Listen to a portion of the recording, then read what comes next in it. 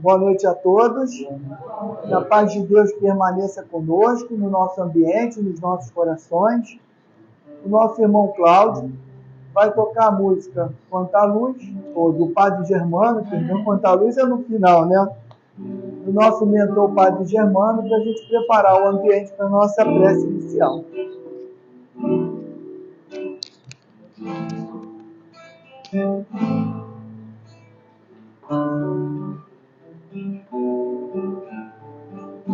Padre Germano, olhai por nós, dai-nos a bênção do Senhor. Padre Germano, olhai por nós, mostre-nos o caminho do amor. Espírito simples, mas superior, sempre pronto para nos amparar. Espírito vivo e fundamental, em seu amor é imutável. Nosso serve é uma dádiva de luz e caridade, sempre em nome de Jesus. Padre Germano,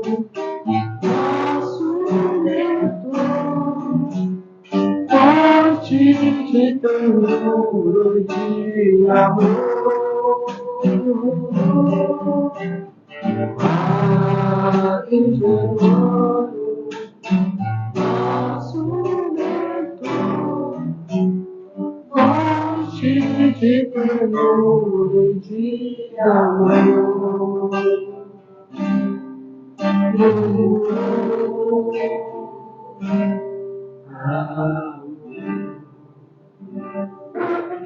Obrigado, Cláudio. Vamos agora fazer a leitura de uma mensagem do livro Fonte Viva, que foi psicografado pelo nosso querido Chico Xavier, o Espírito ao Emmanuel. E a mensagem diz assim: na obra regenerativa. Irmãos, se algum homem chegar a ser surpreendido em alguma ofensa, vós que sois espirituais, orientai-o com o espírito de mansidão, velando por vós mesmos, para que não sejais igualmente tentados. Está em Paulo, Gálatas, capítulo 6, versículo 1. Se tentamos orientar o irmão perdido nos cipoais do erro, com aguilhões da cólera, nada mais fazemos que lhe despertar a ira contra nós mesmos. Se lhe impusermos golpes, revidará com outros tantos. Se lhe destacamos as falhas, poderá salientar os nossos gestos menos felizes. Se opinamos para que sofra o mesmo mal com que feriu a outro, apenas aumentamos a percentagem do mal em derredor de nós. Se lhe aplaudimos a conduta errada, aprovamos o crime. Se permanecemos indiferentes, sustentamos a perturbação. Mas se tratarmos o erro do semelhante como quem cogita de afastar a enfermidade de um amigo doente, estamos, na realidade, concretizando a obra regenerativa. Nas horas difíceis, em que vemos um companheiro despenhar-se nas sombras interiores, não olvidemos que, para auxiliá-lo, é tão desaconselhável a condenação quanto o elogio. Se não é justo atirar petróleo às chamas, com o propósito de apagar a fogueira, ninguém cura chagas com projeção de perfume. Sejamos humanos antes de tudo. Abeiremos-nos do companheiro infeliz com os valores da compreensão e da fraternidade. Ninguém perderá exercendo o respeito que devemos a todas as criaturas e a todas as coisas. Situemo-nos na posição do acusado e reflitamos se nas condições dele teríamos resistido às sugestões do mal. Relacionemos as nossas vantagens e os prejuízos do próximo com imparcialidade e boa intenção. Toda vez que assim procedermos, o quadro se modifica nos mínimos aspectos. De outro modo, será sempre fácil zurzir e condenar para cairmos, com certeza, nos mesmos delitos, quando formos, por nossa vez, visitados pela tentação. Então, meus irmãos, é uma reflexão, né, porque todos nós erramos. E muitas vezes somos duros e cruéis, né, na crítica, no apontar o dedo para a ferida, quando algum companheiro nosso erra, nos desagrada, ou às vezes nem são conhecidos nossos, mas a gente toma conhecimento. E a nossa mensagem vem trazer o que Jesus nos ensinou. Jesus perdoou, Jesus amou, Jesus compreendeu. E o maior exemplo de compreensão que ele deu, a meu ver, foi no momento que ele estava crucificado e falou para o Pai: Pai, perdoa, porque eles não sabem o que fazem. Então ele compreendia aquelas pessoas que estavam tendo o prazer de vê-lo crucificado, ainda eram ignorantes, ainda não tinham compreendido que ele não veio dar golpe de Estado. Ele veio vivenciar o amor para que a gente pudesse vivenciar igual a ele. Então, que a gente exercite a compreensão. E eu estava lendo um dia desse uma mensagem que é bem o que eu sempre gosto de falar. A gente só dá aquilo que a gente tem. Se aquele companheiro ainda não conseguiu adquirir aquela virtude, é porque ele não tem aquilo para dar ainda. Então, que a gente compreenda, como a mensagem nos traz aqui, se coloque no lugar dele. Será que no lugar dele nós faríamos diferente? Com a vida, com a história de vida? A gente não sabe. Às vezes, talvez fizesse até pior. Então, a compreensão é uma forma de caridade. Estender a mão, oferecer um bom conselho, sem apontar para o erro. Porque cada um tem que se corrigir sozinho. Nenhum de nós vai consertar ninguém, nem nossos filhos, nem nossos companheiros, nem nossos familiares. Agora, o bom exemplo contamina. Quer ajudar alguém a se melhorar? Dê bons exemplos para ela, porque falar é muito fácil. Falar é muito fácil, vivenciar é difícil. Então, quando a gente exemplifica, vivenciando, a gente dá uma grande lição de vida e muitas vezes funciona. E funciona sempre muito melhor do que a palavra. Então, meus irmãos, que a gente leve um pouquinho dessa mensagem para o nosso coração, especialmente nas nossas lutas diárias, para que a gente possa amar o próximo um pouco mais do que amamos agora. Que a gente consiga aperfeiçoar o amor nos nossos corações. Vamos agora elevar o pensamento a Deus, nosso Pai. E, em primeiro lugar, vamos agradecer a Deus por mais um dia que o Pai nos permitiu, por mais uma oportunidade, ainda que tenha sido um dia muito difícil, porque as dificuldades fazem parte do crescimento espiritual. Então, obrigado, Pai, pelas nossas alegrias e obrigado, Pai, pelas nossas dificuldades de hoje.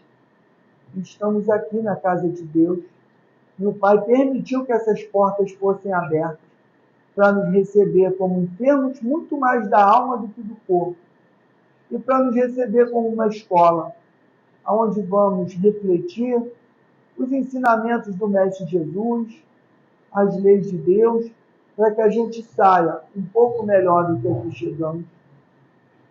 Agradecer a Jesus, nosso Mestre, agradecer a Padre Germano, nosso mentor, agradecer a presença da espiritualidade amiga, e pedir aos companheiros da espiritualidade que, nesse momento de estudo, possam envolver, inspirar, intuir o nosso querido irmão Cristiano, que fará uso da palavra, para que Ele traga para nós aquela mensagem que nós precisamos ouvir essa noite.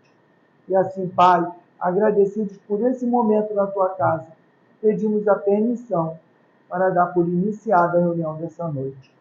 Graças a Deus, em nome de Deus, nosso Pai, está iniciada a reunião. Quero dar boas-vindas aos irmãos que estão vindo pela primeira vez, que a nossa casa seja para vocês também acolhedora, que traga para vocês um pouco de conforto e que vocês se sintam acolhidos na nossa casa. Muito bem-vindos. Boa noite a todos. Boa noite. A paz de Jesus esteja em nossos lares e nossos corações. Sejam bem-vindos a todos e todas mais uma vez, mais um dia à casa de Jesus. Que possamos juntos hoje estar de coração aberto, de mente aberta, que a gente possa receber a palavra do Cristo. Juntamente recebendo a ajuda de toda a espiritualidade, de Germano, que é o nosso guia mentor da casa, mas que temos a certeza que ao termos nossa vontade, nosso pensamento em estar nessa casa hoje, já é um movimento feliz, um movimento para frente, para que a gente possa ter a nossa reforma íntima e nossa melhora do dia a dia. Hoje o nosso estudo é sobre a fé.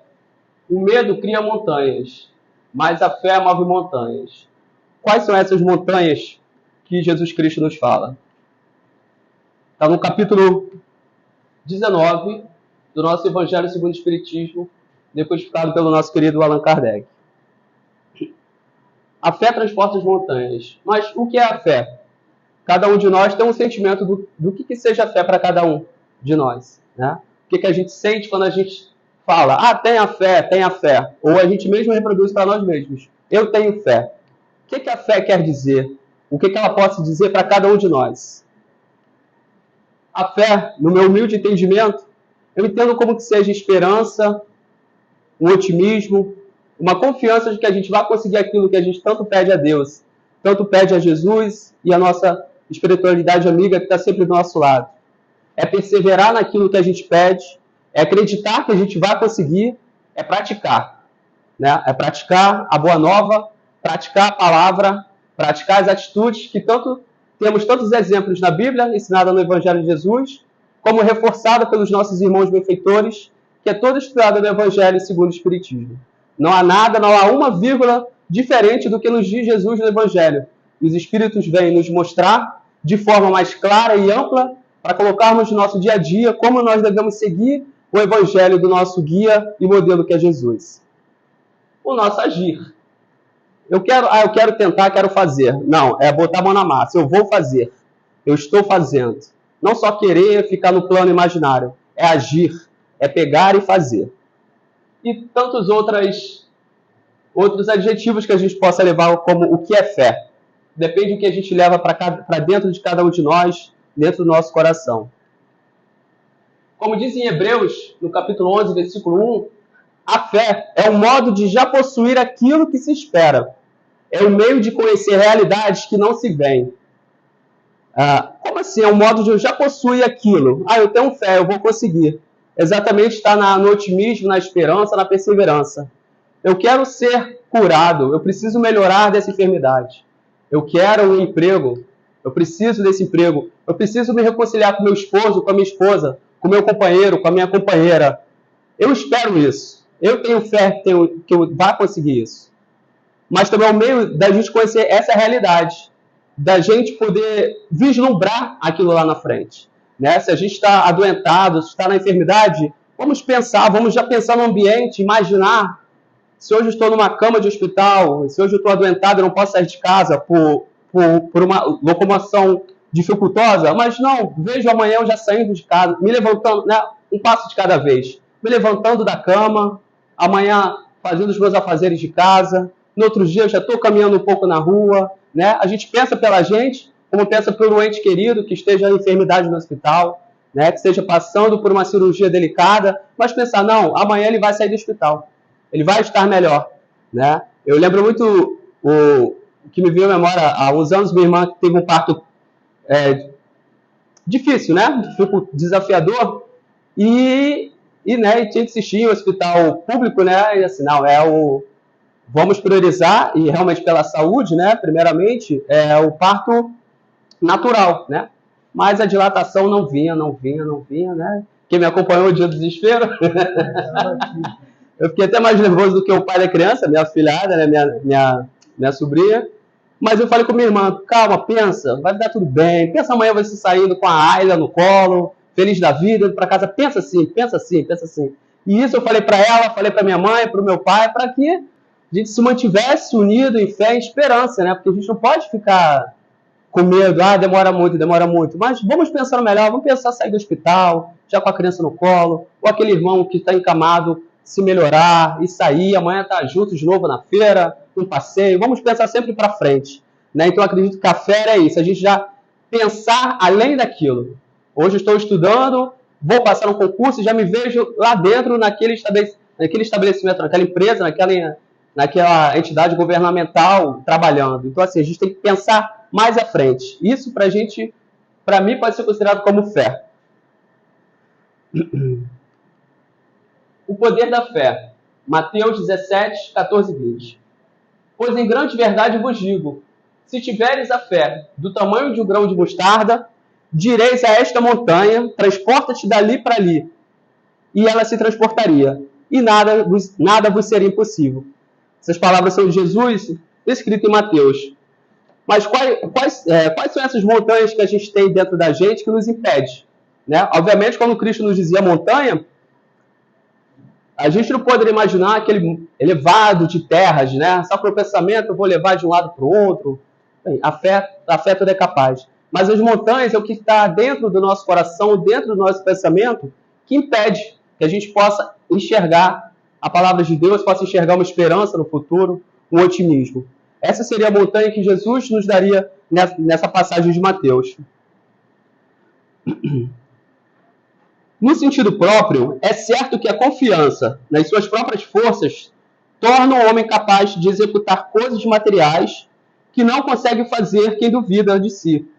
Aqui, porém, unicamente no sentido moral, se deve entender essas palavras. As montanhas que a fé desloca são as dificuldades, as resistências, a má vontade, em suma, com o que se depara da parte dos homens, ainda quando se trata das melhores coisas. Os procedimentos da rotina, o interesse material, o egoísmo, a cegueira do fanatismo e as paixões orgulhosas são outras tantas montanhas que barram o caminho a quem trabalha pelo progresso da humanidade. Que montanhas são essas, né? Que Jesus já nos diz, que podemos reforçar que seja a maledicência, o medo do fracasso. Eu não vou conseguir. A gente nem tentou, como é que a gente vai saber se vai fracassar ou se vai conseguir? A ansiedade, a angústia, né? A ansiedade, a gente tem uma preocupação antecipadamente daquilo que talvez nem aconteça, né? Como tem uma passagem do Chico Xavier, não me lembro exatamente as palavras, mas que diz nesse sentido. Não vos preocupeis com o dia de amanhã, porque amanhã talvez nem aconteça isso que tanto te preocupa. Porque a espiritualidade trabalha o tempo todo. E quando a gente é orientado para o bem, para o caminho do bem, na tentativa de se melhorar primeiramente, as coisas mudam. Então, muitas das vezes a gente sai de casa, tem um livramento que a gente nem percebe, né? Então, a gente não precisa sonhar, ou ver, ou ouvir de alguém, ou ter uma revelação. Mas a gente foi livrado de um perigo maior ali.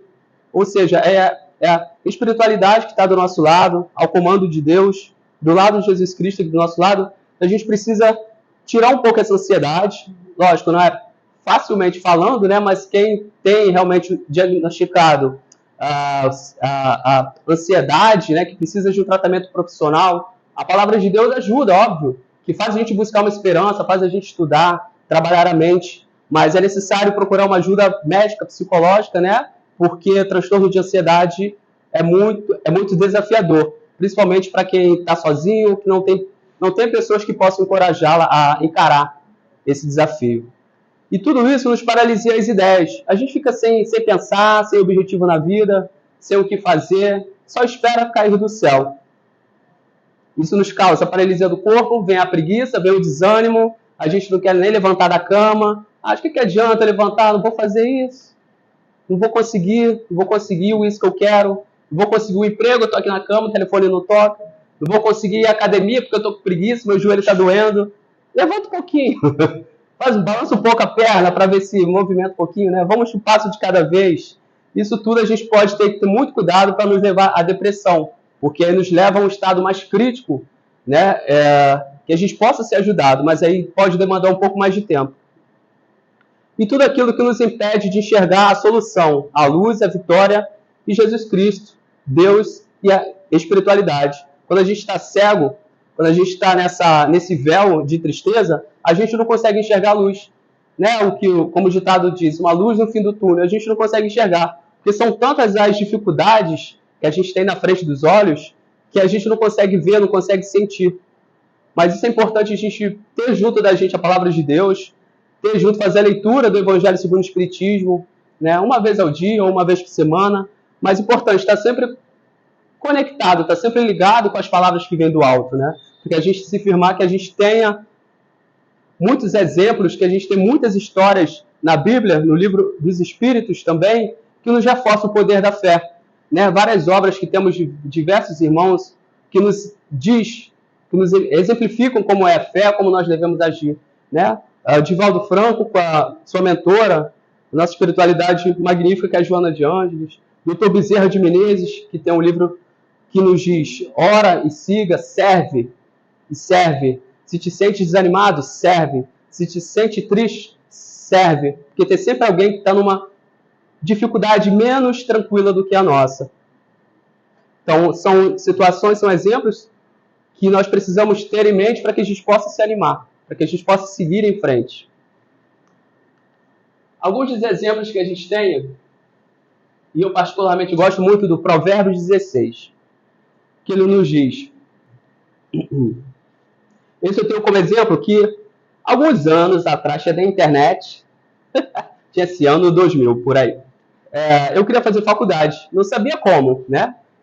Meu pai sempre trabalhou naquela condição tranquila, né? Que era, graças a Deus, nunca passei dificuldade, mas o pão de cada dia tinha, o vestuário tinha. Mas um pouquinho a mais, o supérfluo não tinha, né? Toda criança queria uma bicicleta nova, um videogame, eu não tive. Né? Mas graças a Deus. Mas eu sempre tive a vontade assim, não, eu quero fazer faculdade. Como? Salário do meu pai, coitado. Eu passava numa faculdade pública, ó, mas né, tive a fé. Não, como é que eu vou ter cabeça para estudar, para passar numa faculdade, uma universidade pública? Mas é porque eu não tinha o poder da fé naquela época, né? Tinha pouco. Se eu soubesse, mas tudo acontece no tempo de Deus e na vontade de Deus e do nosso merecimento. Então, em Provérbios, eu lendo a Bíblia, eu sempre fui de uma criação católica também, e isso é muito importante, que independente do nosso início, da nossa religiosidade, seja igreja evangélica, protestante, luterana, católica, ortodoxa, o importante é que a gente conheça o Evangelho de Jesus e põe em prática, e conheça e não se esqueça. Né? Não é hoje a gente ter... Eu acho muito bacana quem guarda todos os capítulos, versículos e sabe exemplificar. Eu não tenho memória para isso. Tentei, mas minha memória RAM, né? Aquela que dormiu, apagou. Não consigo guardar. Mas o importante é a gente guardar no coração aquilo que a gente sabe que Jesus faz de melhor para a gente a cada dia. Então o versículo nos diz, capítulo 16, versículo 1. O homem faz seus projetos, mas a resposta vem de Javé. A pessoa pode achar que a sua conduta é certa, mas é Javé quem examina as consciências. Confia a Javé tudo o que você faz e seus projetos se realizarão. Ou seja, sem perspectiva, sem esperança. Aliás, com pouca esperança, como vai acontecer? Como? Mas quando eu me... Logicamente que isso não é uma obrigação, se eu ler isso vai acontecer, mas porque eu me apeguei muitas das passagens desse muito. Então hoje, a cada sonho que eu quero realizar, a cada projeto, assim como a faculdade, eu fiz a pós-graduação, na monografia, na época, né? Sou um pouquinho maduro, né, Regina? Na monografia, é porque aqui também a maioria madura, então sabe o que é monografia. TCC para os jovens. Eu coloquei esse provérbio, porque é uma parte que significa muito para mim. Então, a cada projeto que eu tenho, um sonho que eu queira realizar, eu lembro exatamente desse provérbio e, obviamente, eu peço muito a Deus, que se for do meu merecimento, se for para o meu crescimento espiritual, principalmente, que seja de sua vontade. Outro exemplo de fé que a gente possa colocar na Bíblia, que não falta são exemplos, é para a gente fortalecer. O nosso Evangelho segundo o Espiritismo é baseado no Evangelho de Jesus, Mateus, Marcos, Lucas, João, Atos dos Apóstolos. Todas as obras de Chico Xavier falam-se muito dos apóstolos, né, de sua trajetória, da sua vivência com Jesus quando naquela época, e quanto essas mensagens são importantes para a gente. E a gente se preocupa muito com o dia de amanhã, muito. É natural que a gente se preocupe sim com alimentos de cada dia, né, com o que a gente vai fazer amanhã para procurar um novo emprego, que a gente tem as nossas necessidades. Mas Deus nos diz em Mateus o seguinte, capítulo 6, versículo 31. Portanto, não fiquem preocupados dizendo, o que vamos comer, o que vamos beber, o que vamos vestir. Os pagãos é que ficam procurando essas coisas. O Pai de vocês, que está no céu, sabem que vocês precisam de tudo isso. Pelo contrário, em primeiro lugar, busquem o reino de Deus e a sua justiça, e Deus dará a vocês em acréscimo todas essas coisas. Portanto, não se preocupem com o dia de amanhã, pois o dia de amanhã terá suas preocupações. Basta a cada dia a sua própria dificuldade. Essa editora, né, a editora Paulus, que eu troco a cada dia o seu mal, né, de acordo com outra editora, seu desafio, eu troco pela a sua dificuldade, eu troco pelo seu desafio. Basta a cada dia o seu desafio. É natural que nos preocupemos, né, com nossos filhos, com nossos pais, o que a gente vai comer amanhã. Hoje, numa dificuldade, eu não tenho muito que me alimentar. Muitas das vezes as pessoas só comer um pão pela manhã, né, não tem o restante de outra refeição. Mas que quando a gente tem a fé em Cristo, a fé em Deus, sempre vai nos dar o sustento. Sempre vai ter um irmão que possa nos ajudar. Como a gente tem os irmãos que chegam à nossa porta e pedem uma cesta de alimento, porque está numa situação muito crítica mesmo. Ou muitos daqueles que eu já presenciei. Não, eu não quero alimento, eu não quero comida, porque eu recebo na rua, eu como durante o dia, mas eu preciso de um tênis novo para trabalhar. Porque eu não tenho o dinheiro da passagem, mas eu preciso de um tênis novo para caminhar até ao trabalho. E no dia que venceu, a gente não tinha tênis nenhum. Gente, 20 minutos antes do término da palestra, até a nossa irmã Cíntia foi buscar. Cíntia, ele queria um tênis. Sabe se tem? Ela tem. Acabou de chegar um. E era exatamente o número do Senhor que veio buscar. Né? Como se explica, né? Só a gente agradecer a Deus e se emocionar. Então, nada é coincidência, nada por acaso. Deus sabe de todas as coisas. Então, por mais que a gente tenha dificuldade, a gente tem que acreditar no amanhã. Acreditar que amanhã vai ter o nosso pão de cada dia, vai ter o nosso trabalho, vai ter a nossa saúde do corpo físico, mas que principalmente, como Jesus nos diz aqui, buscai primeiramente o reino dos céus. E onde está esse reino dos céus? É num ambiente físico? É numa casa física? É num templo religioso? É num outro qualquer onde a gente possa se sentir bem, uma parte religiosa? Eu preciso estar lá para me sentir bem? Eu preciso estar lá para receber a bênção? Não. Eu acredito que o reino de Deus é dentro do nosso coração, é dentro dos nossos pensamentos, né? Como dizia o profeta Samuel, a qual Jesus cita muitos os profetas antigos, né? Os anteriores a eles. João Batista, Samuel, Daniel, Jonas, e qual Samuel falava que pobre do homem que acredita no outro homem, porque só Deus sabe o que se passa no coração de cada um de nós. Então aí está o reino dos céus. É o que se passa no nosso coração, o que se passa nos nossos pensamentos, porque se a gente não tentar mudar a cada dia um pouquinho, de nada vale essas palavras. Pode até valer para um irmão aqui que vai estar ouvindo, que vai levar para o seu coração e vai levar para o dia a dia. Mas se eu estiver falando da boca para fora, sem sentir, o desafio é grande para todos nós. É grande para todos nós. Mas a gente precisa sentir a palavra e praticar, por mais desafiador que seja. Porque quando a gente está no caminho que a gente acha que a gente está conseguindo, a gente vê uma dificuldade para quê? Para testar a nossa paciência, para testar a nossa perseverança, para testar o nosso equilíbrio.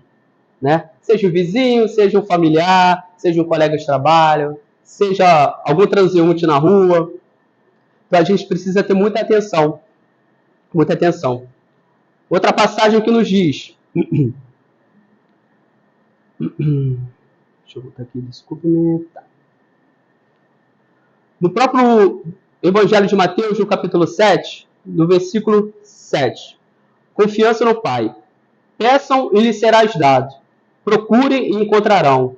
Batam e abrirão a porta para vocês. Pois todo aquele que pede, recebe. Quem procura, acha. E a quem bate a porta, lhe será aberta. Gente, mais exemplo de fé que Jesus nos coloca aqui no Evangelho de Mateus.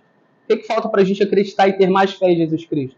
Ter mais fé em Deus? O que não falta são exemplos, né? São mais exemplos. E dentro eu coloquei os exemplos de fé.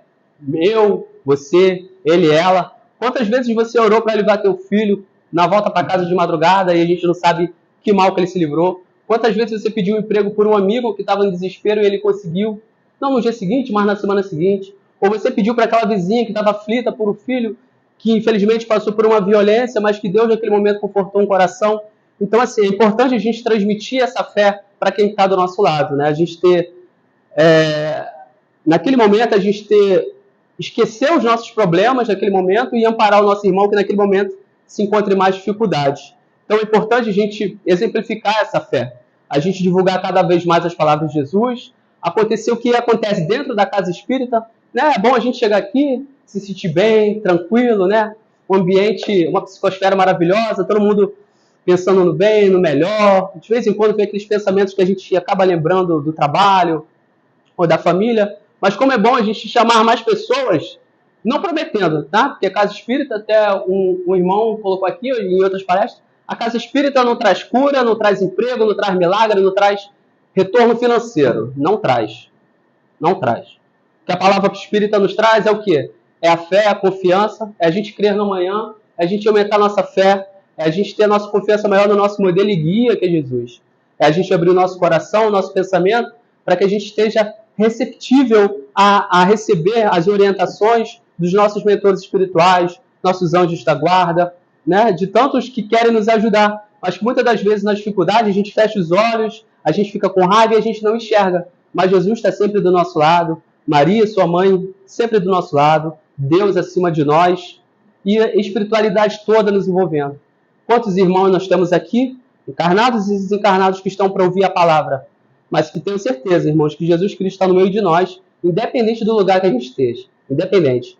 Seja dentro do nosso quarto, seja no momento da cozinha preparando a comida, seja no momento do trabalho, se a gente clama, meu Deus, me ajuda, Deus está ali com certeza amparando a gente com as suas mãos e os nossos ombros. Então tenhamos fé e confiança de que a gente tem um herói maravilhoso, um líder, um pai, um exemplo, um irmão, um parceiro, que a gente precisa amar muito, que ele nos ama muito, independente dos nossos equívocos, independente das nossas crenças, independente dos nossos equívocos do dia a dia, né? Seja a palavra proferida de forma equivocada, seja um pensamento maledicente, seja qualquer atitude que a gente possa ser, que a gente tinha crença lá atrás, isso desagrada a Deus, isso desagrada a Jesus, mas se a gente está com o coração reformado, um coração que a gente quer melhorar, quer seguir em frente, Jesus está do nosso lado, porque Jesus, né, durante a sua vivência na Terra, foi muito criticado, né, pelos doutores da lei, pelos fariseus, que estudavam a Torá de ponta cabeça, todos os pontos da Torá, perdoe minha ignorância, mas que Deus me livre de todo mal, estou aqui, sou seu filho, estou servo, mas me separe daqueles. Ou seja, enquanto Jesus andava com leprosos, prostitutas, com alcoólatras, com os pobres, com os leprosos, ele estava sendo discriminado porque ele estava andando com esse povo. Então aquele era o Messias, filho de Deus, e anda com esse povo. E eu não, que eu estudo, né, eram os judeus, né, antes de Jesus, a qual Jesus veio, não veio quebrar nenhuma das regras que ele fala, não veio quebrar a lei de Moisés ou a lei de Abraão, mas eu vim mostrar um caminho novo, uma esperança nova. Eu vim mostrar para vocês como a gente pode alcançar o reino dos céus. Então Jesus foi totalmente contra essa forma de pensar, que eu sou filho de Deus, sou único de Deus, se eu me apartar desses outros que não conhecem a Deus, porque estão em uma situação difícil, né? Como dito, são os leprosos de antigamente. A gente pode colocar qualquer um de nós que não segue, não está todo dia naquele templo religioso, naquela religião, ou fazendo caridade, mostrando para as redes sociais. Só Deus sabe o que passa dentro da gente.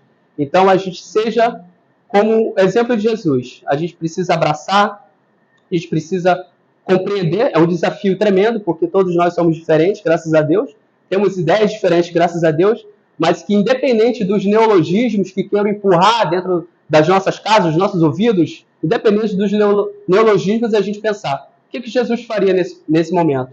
E o que nos pede, né? Jesus nos pede amor, amai os vossos semelhantes. E hoje, mais em dia, na nossa sociedade, a gente pede o quê? Respeito. Amor e respeito independente das nossas palavras, das novas palavras que possam surgir no dia a dia. O exemplo que eu vim falar, o livro de Jó também, que nos diz que o livro de Jó, a gente conhece muito a paciência de Jó, né? Eu quero ter a paciência de Jó. Mas o tema central do livro não é o problema do mal, nem o sofrimento do justo e inocente, e muito menos o da paciência. Só para relembrar um pouquinho a história de Jó.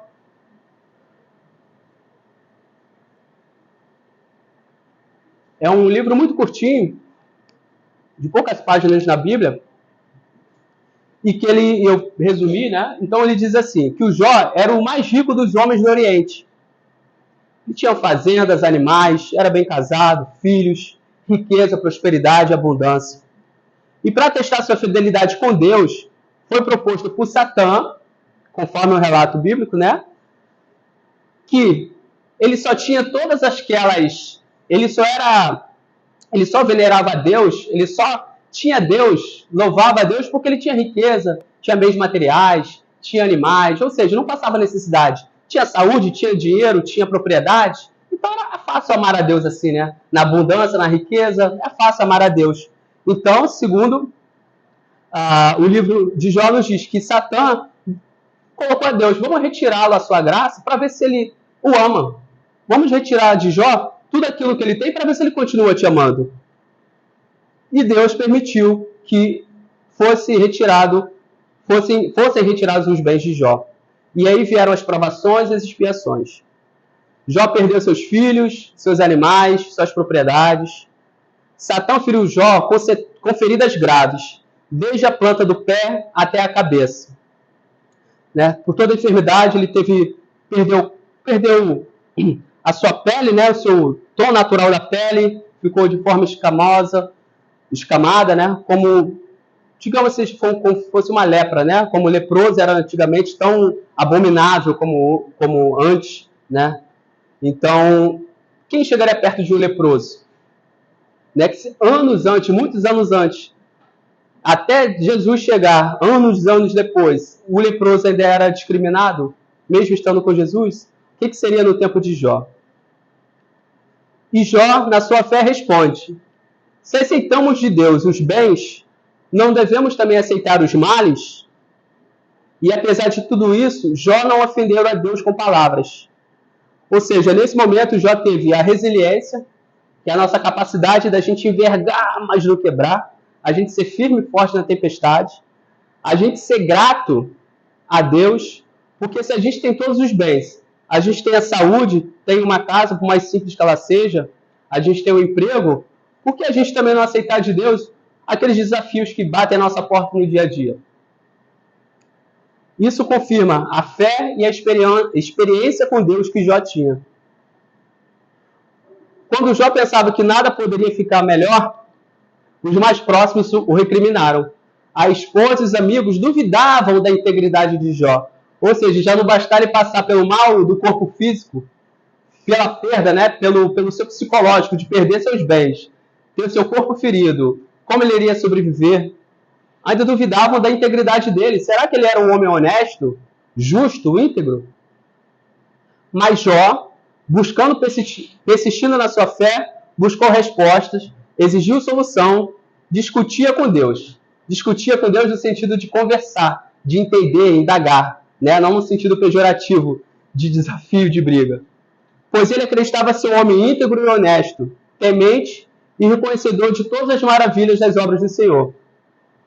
Deus, vendo seu compromisso, esforço, fé e a real integridade e justiça proferidas de Jó, o abençoou em abundância, muito mais que antes. Ou seja, esse exemplo de Jó, mesmo ele na tremenda dificuldade, ele não maldisse a Deus, não foi contra Deus, não se revoltou contra Deus. Né? Porque muitas das vezes a gente fica chateado e fica: onde está meu Deus? Onde está meu Jesus? Eu fiz isso, fiz aquilo, mas onde está que hoje não me ajuda? Eu estou numa dificuldade. Porque a gente ainda, numa reencarnação materialista, a gente precisa de dinheiro, óbvio. A gente precisa para pagar as nossas contas, para pagar os estudos dos nossos filhos, para a gente fazer uma viagem para descansar a mente. A gente precisa de dinheiro.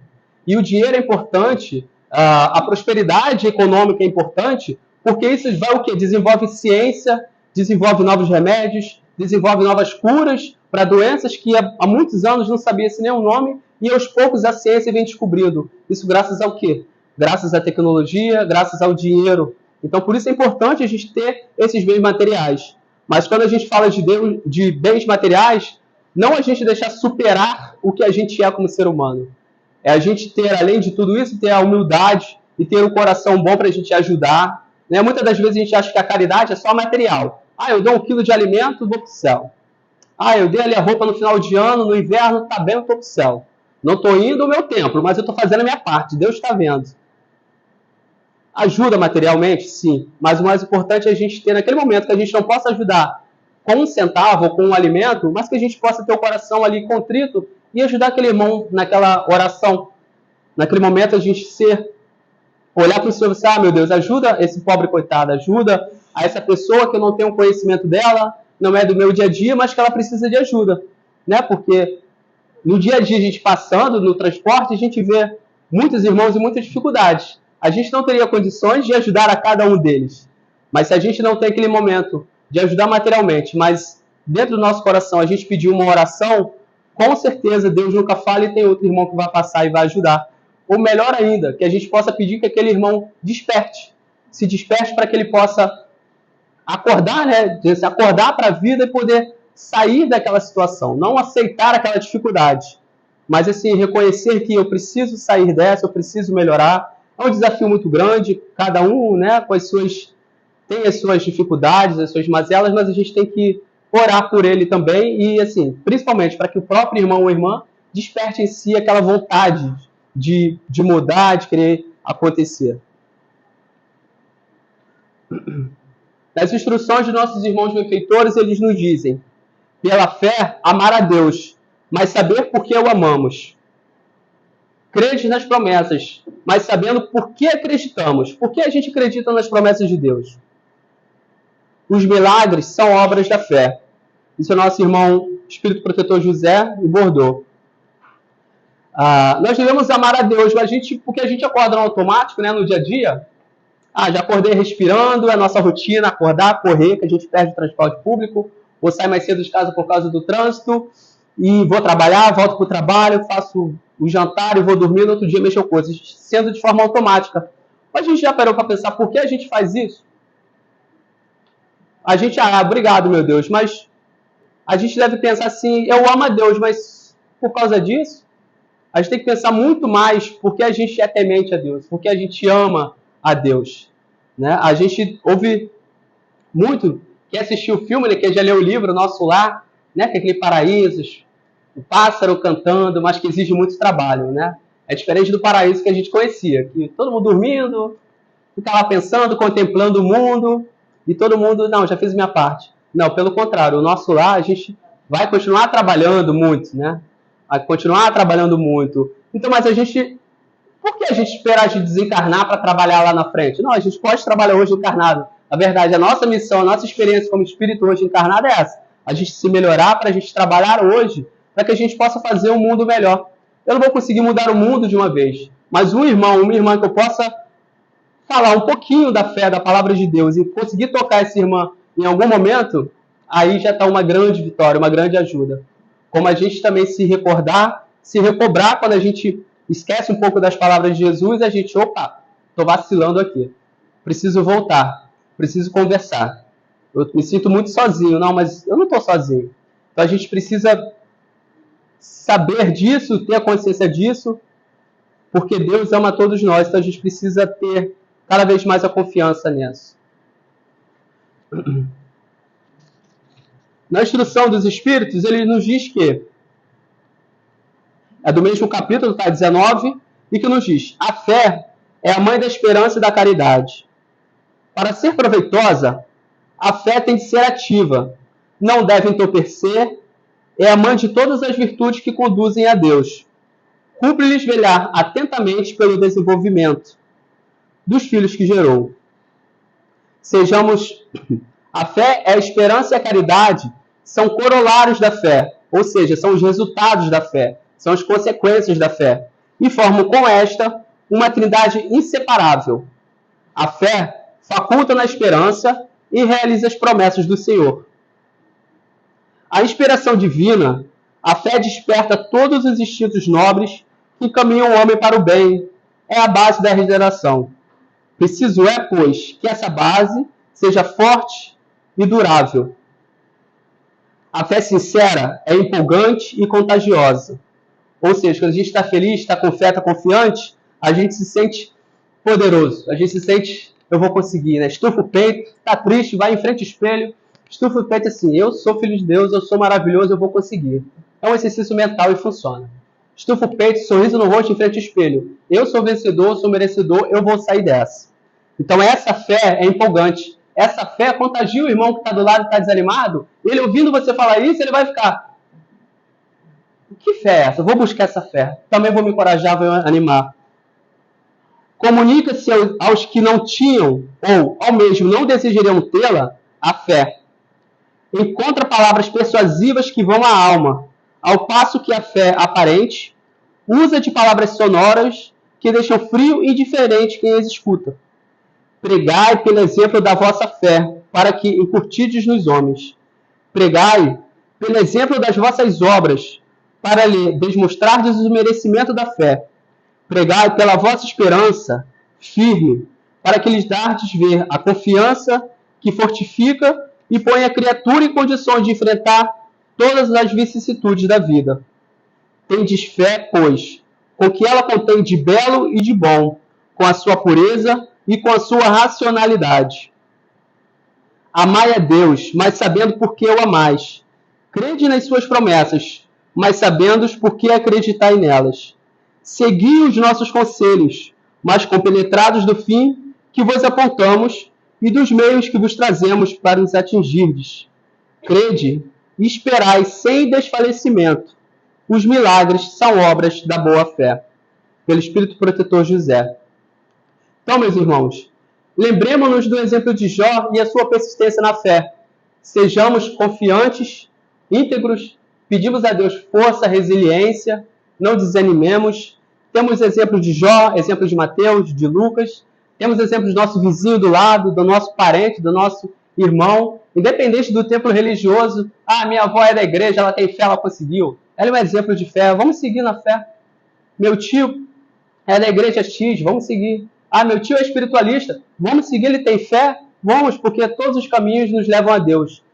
Deus sabe o que se passa no cada um de nós, então, independente das nossas diferenças, Ele quer que estejamos unidos e que a gente possa, a cada dia, trabalhar mais esse desafio de nos entendermos, de aceitarmos a opinião contrária dos outros. É desafiador, mas que a gente precisa entender e pensar, o que Jesus faria? Meu Deus, me dê a iluminação, a iluminação da palavra, a luz da tua palavra, para que eu possa seguir o teu exemplo e fazer como o Senhor nos agiria. Nosso exemplo, nós estamos um pouquinho distantes, né? Uma reencarnação a menos dessa paz, mas a gente vai chegar lá, então a gente precisa persistir, conseguir no dia a dia e lidar com desafios. Sejamos honestos e questionamos em nosso íntimo a causa da situação. Somos dignos e merecedores em questionar a Deus? Ah, meu Deus, por que eu estou passando por isso? Por quê? Para quê? Para onde? Me dá uma luz. Enquanto a gente não aquietar, não ficar em silêncio, ouvir o nosso coração, ouvir o nosso pensamento, a gente não vai buscar a resposta. Como diz a palavra, vós sois Deus. Deus está dentro da gente, do nosso coração. Então a gente transformar o nosso coração, transformar o nosso pensamento para o bem, para o melhor, com otimismo, com alegria, a gente vai encontrar a resposta de que tanto precisamos. Se a gente não encontrou ainda, é porque ainda não é o momento. Mas o nosso tempo é diferente de Deus, Ele sabe de todas as coisas, nada foi escrito fora do seu olhar. Que façamos e sejamos melhor. Começamos a mudança que tantos queremos no outro. Muito obrigado por me ouvir e a paz de Jesus esteja em nossos lares e em nossos corações. Boa noite. Obrigado, Cris. Bom, os nossos irmãos que vão assistir em casa, que a paz de Deus, que a fé, a confiança na misericórdia do Pai permaneça nos corações.